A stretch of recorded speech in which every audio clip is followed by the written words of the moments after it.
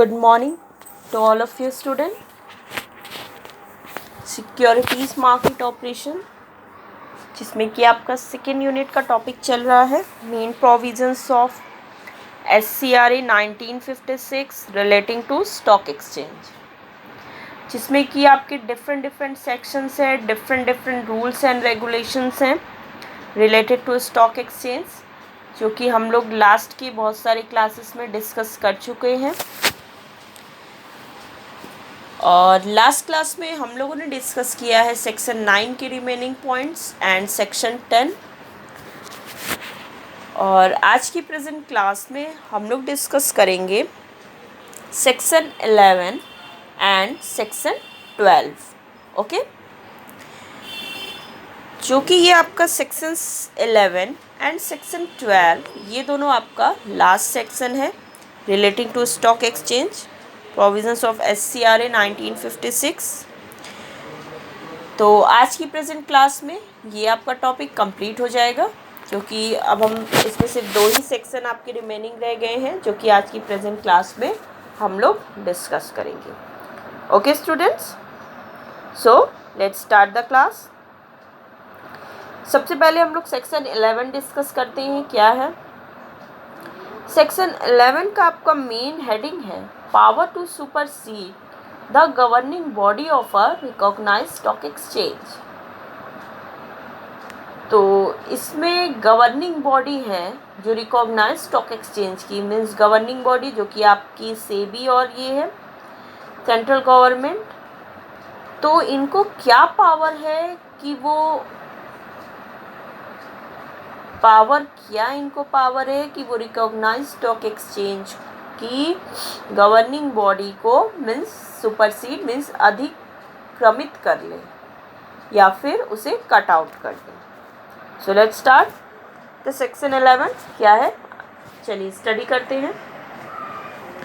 If the central government is of the opinion that the governing body of any recognized stock exchange should be superseded, then central government may serve a notice to the governing body of such stock exchange। ठीक है, यदि if the central government is of the opinion that the governing body of any recognized stock exchange should be superseded, यदि central government ऐसा opinion रखती है या ऐसी उसका विचार है कि इस पर्टिकुलर रिकॉग्नाइज्ड स्टॉक एक्सचेंज का जो गवर्निंग बॉडी है शुड बी सुपरसीडेड, उसे कट आउट किया जाए, मीन्स उसे अधिक्रमित किया जाए, then central government may serve a notice to the governing body of such stock exchange. तब सेंट्रल गवर्नमेंट क्या करती है? सेंट्रल गवर्नमेंट एक नोटिस देती है उस पर्टिकुलर रिकॉग्नाइज्ड स्टॉक एक्सचेंज के गवर्निंग बॉडी को।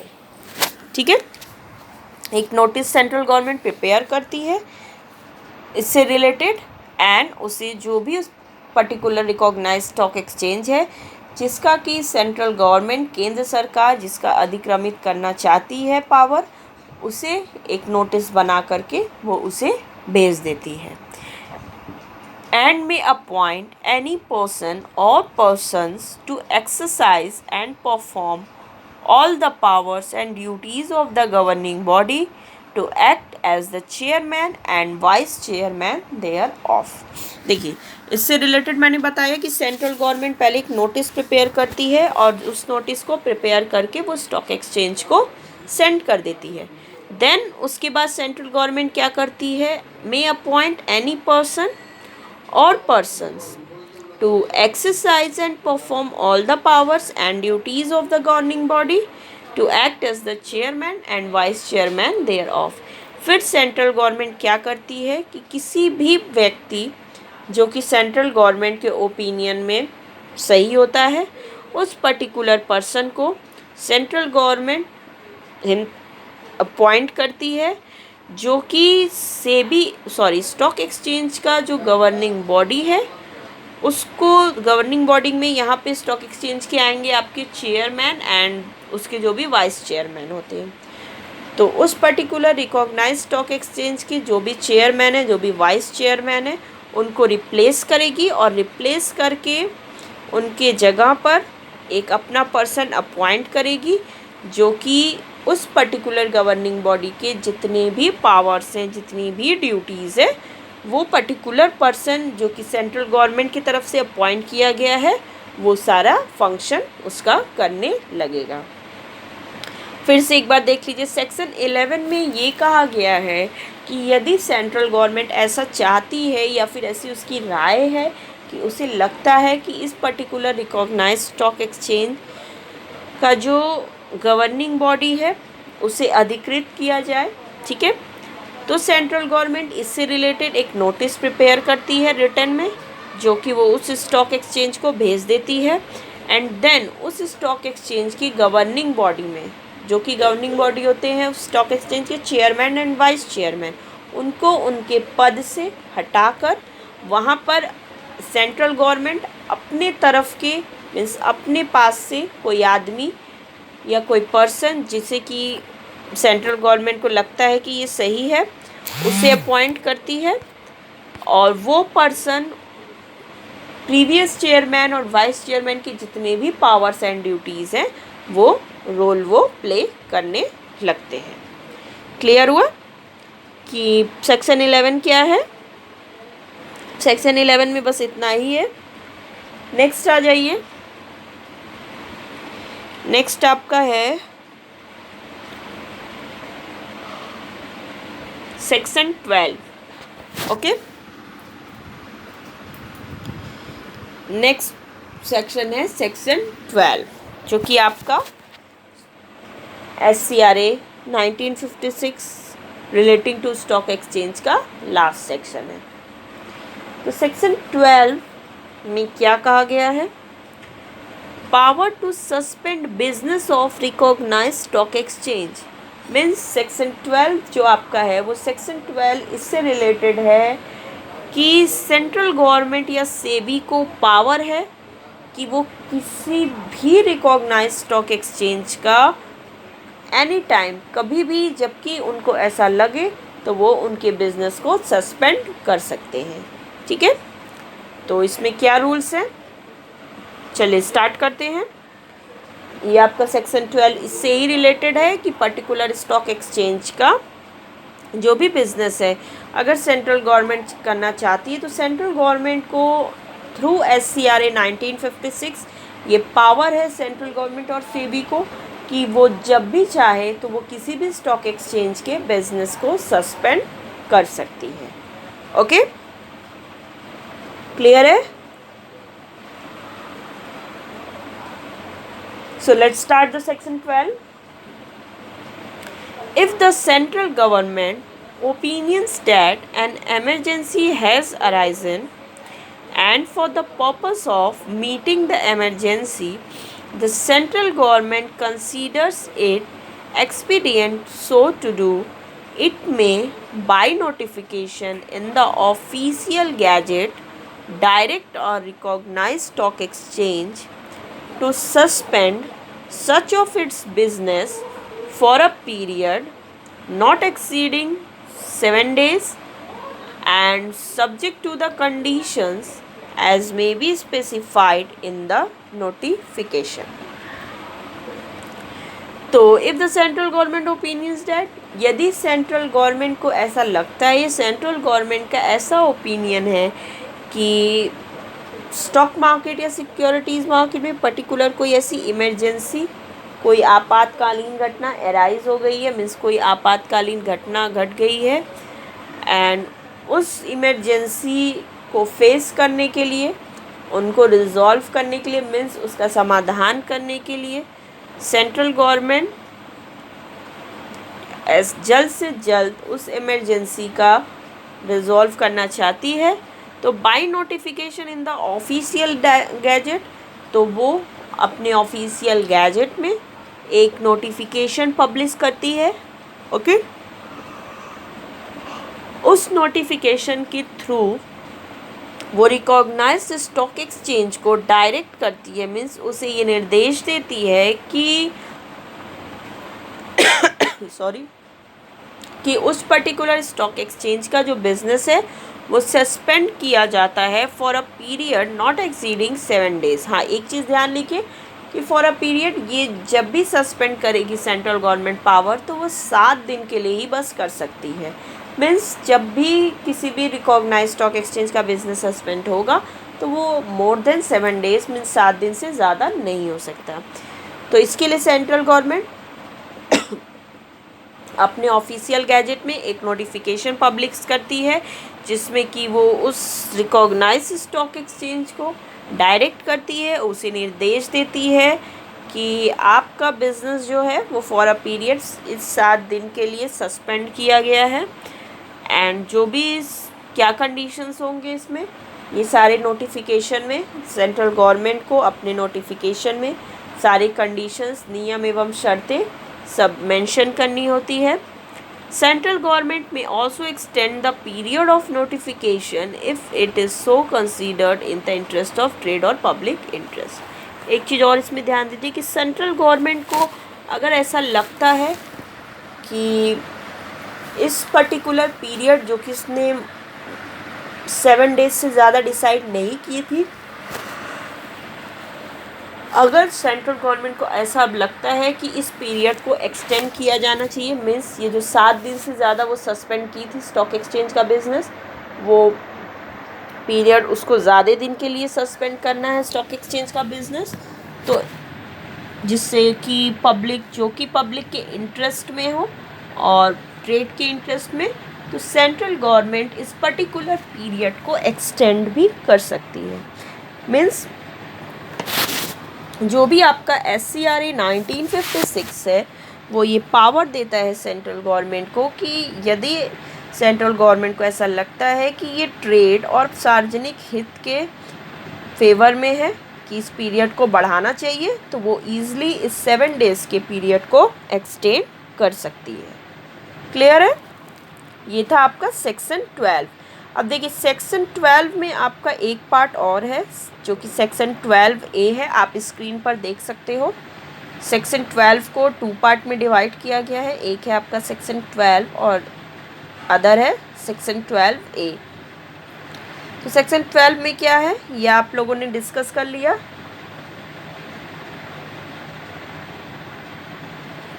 अब नेक्स्ट जो है आपका सेक्शन 12A है।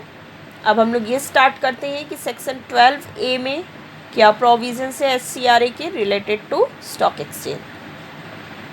Okay students, so let's start the section 12। Section 12 है आपका power to issue directions. Section 12A है power to issue directions. Means SEBI या सेंट्रल गवर्नमेंट को ये भी पावर है कि वो जब भी चाहे तो कोई भी डायरेक्शन इशू कर सकती है। मीन्स किसी भी स्टॉक एक्सचेंज को डायरेक्ट कर सकती है, उसे कोई निर्देश दे सकती है जब भी उसे ऐसा लगे कि ये निर्देश देना सार्वजनिक हित में है या व्यापार के भी हित में है, तो वो ईज़िली उसे ऐसा पावर है कि वो डायरेक्शंस को इशू कर सकती है। क्लियर है? So let's start. अब इसमें अंदर देखते हैं क्या है।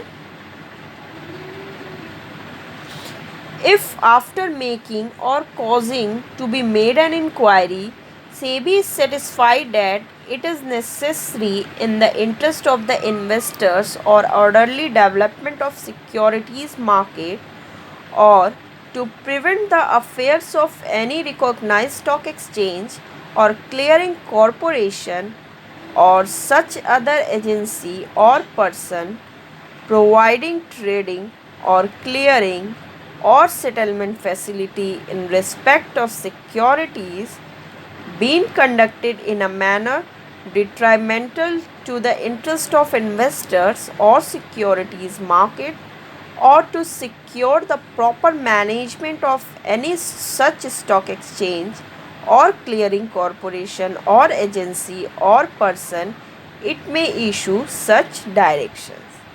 Okay? तो SEBI inquiry after inquiry means SEBI को इंक्वायरी करने के बाद या ऐसा फील होता है या सेबी सेटिस्फाई हो जाती है कि it is necessary in the interest, कि ये ज़रूरी है in the interest of the investor, investors के हित के लिए, सिक्योरिटीज़ मार्केट के डेवलपमेंट के लिए, और जो भी स्टॉक एक्सचेंज है उनके जो भी बिजनेस अफेयर्स हैं उनसे उन्हें प्रिवेंट करने के लिए, मीन्स उसे बचाने के लिए, और क्लियरिंग कॉरपोरेशन के लिए, और उसके अलावा कोई जो और एजेंसी है सिक्योरिटीज़ मार्केट में, जो और पर्सन है जो कि ट्रेडिंग करते हैं, सेटलमेंट फैसिलिटी प्रोवाइड करते हैं सिक्योरिटीज़ में। और सेबी को जब ऐसा लगता है, सेटिस्फाई हो जाती है कि ये चीज़ ऐसा ज़रूरी है जो कि सभी के इंटरेस्ट में, सभी के हित के लिए है, तो सेबी जो है वो इट में इशू सच डायरेक्शंस। तो सेबी उससे रिलेटेड जो डायरेक्शंस है, जो निर्देश है, वो इशू करती है।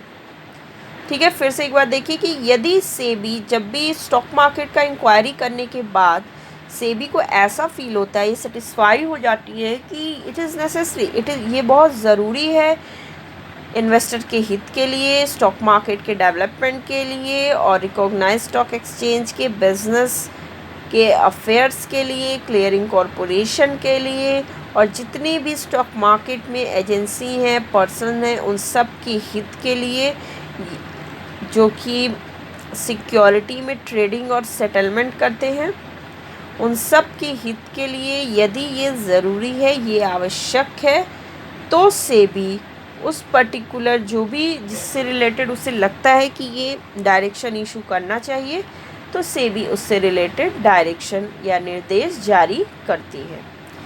इसमें 2 पॉइंट्स है आपके, किससे रिलेटेड कैसे डायरेक्शन इशू करती है। उसमें आपका फर्स्ट है to any stock exchange or clearing corporation or agency or persons refer to it above. जो भी सेबी डायरेक्शन इशू करती है वो किसी भी पर्टिकुलर स्टॉक एक्सचेंज के लिए भी हो सकता है, या किसी क्लियरिंग कॉरपोरेशन के लिए हो सकता है जो कि सेटलमेंट वगैरह करते हैं सिक्योरिटीज़ का, और कोई भी जो भी स्टॉक मार्केट में एजेंसी है उनके लिए हो सकता है, या फिर और जो भी अदर पर्सन्स हैं जो कि सिक्योरिटीज़ मार्केट में, स्टॉक मार्केट में डीलिंग करते हैं, या वहाँ पर जो भी एडमिनिस्ट्रेटिव रोल प्ले करते हैं, या जो भी फंक्शंस उनका किसी न किसी तरह से स्टॉक मार्केट या सिक्योरिटीज़ मार्केट से रिलेटेड है, तो उन सब में से किसी को भी सेबी किसी भी टाइम जब सेबी को ऐसा लगे कि ये ज़रूरी है, तो सेबी डायरेक्शंस निर्देश जारी करती है। डायरेक्शन उस पर्टिकुलर पर्सन को या मेंबर को वो डायरेक्शन इशू करती है। क्लियर है। सेकेंड पॉइंट है इसमें, to any company whose securities are listed or propose to be listed in a recognised stock exchange as may be appropriate in the interest of investors in securities and the securities market। या फिर कोई भी ऐसी company, to any company whose securities are listed, जिसकी securities जो है, जो प्रतिभूति है वो लिस्टेड है, सूचीबद्ध है, रजिस्टर्ड है, उस भी किसी भी पर्टिकुलर कंपनी को सेबी डायरेक्शन इशू कर सकती है। या फिर ऐसी भी कंपनी जिनका किसी भी रिकॉग्नाइज स्टॉक एक्सचेंज में सिक्योरिटीज़ जो है वो लिस्ट होना अभी बाकी है, मीन्स वो प्रपोज है, मीन्स उन्होंने प्रपोजल दे दिया है लिस्टिंग की, बट अभी लिस्टिंग का फाइनलाइजेशन नहीं हुआ है, बट प्रपोजल कंपनी से निकल चुका है। तो ऐसी भी कंपनियों को किसी भी टाइम सेबी इससे रिलेटेड, किसी भी मैटर से रिलेटेड डायरेक्शन इशू कर सकती है। एज में बी अप्रोप्रिएट, जब भी सेबी को लगा कि ये ज़रूरत है इन्वेस्टर्स के इंटरेस्ट के लिए, मीन्स निवेशकों के हित के लिए ये ज़रूरी है, और स्टॉक मार्केट प्रतिभूति बाजार के लिए ये आवश्यक है, तो सेबी किसी भी मैटर से रिलेटेड डायरेक्शंस को इशू कर सकती है। क्लियर है। ये था आपका सेक्शन 12A जो कि कंप्लीट हुआ। तो आज की प्रेजेंट क्लास में जो कि आपका सेक्शन 11 एंड 12 रिमेनिंग था, ये आप लोगों ने स्टडी कर लिया। सेक्शन 11 में क्या है, 12 में क्या है, देन सेक्शन 12A में क्या है। आई होप कि ये सब आप लोगों ने स्टडी कर लिया। अब आप लोगों को ये स्टॉक एक्सचेंज से रिलेटेड जितने भी प्रोविजंस है SCRA के वो क्लियर हो गए होंगे। तो ये इसी के साथ आपका ये जो टॉपिक है provisions of SCRA 1956 relating to stock exchange, ये भी कंप्लीट हो गया है। अब नेक्स्ट क्लास में आगे अब हम डिस्कस करने वाले हैं यूनिट 3। आपका ये सेकेंड यूनिट कंप्लीट हुआ। ओके, अब हम लोग नेक्स्ट क्लास में यूनिट 3 स्टार्ट करेंगे। तो यूनिट 3 में जो टॉपिक है वो हम लोग स्टार्ट करेंगे। आज की प्रेजेंट क्लास में आपका सेकेंड यूनिट भी कंप्लीट हो गया। ओके स्टूडेंट्स, और ये जो रूल्स एंड रेगुलेशंस है SCRA के जो मैंने अभी बताए हैं आपको डिफरेंट सेक्शंस, इसका मैं कोशिश करती हूँ कि आपको PDF एक बना करके भेज दूँ। देखती हूँ अगर हिंदी में भी मिल जाती मुझे तो हिंदी इंग्लिश दोनों PDF बना के मैं सेंड कर दूँगी ग्रुप में। आप लोग वहाँ से भी इसे अप्रोच कर लीजिएगा। Okay okay students, so the class is over.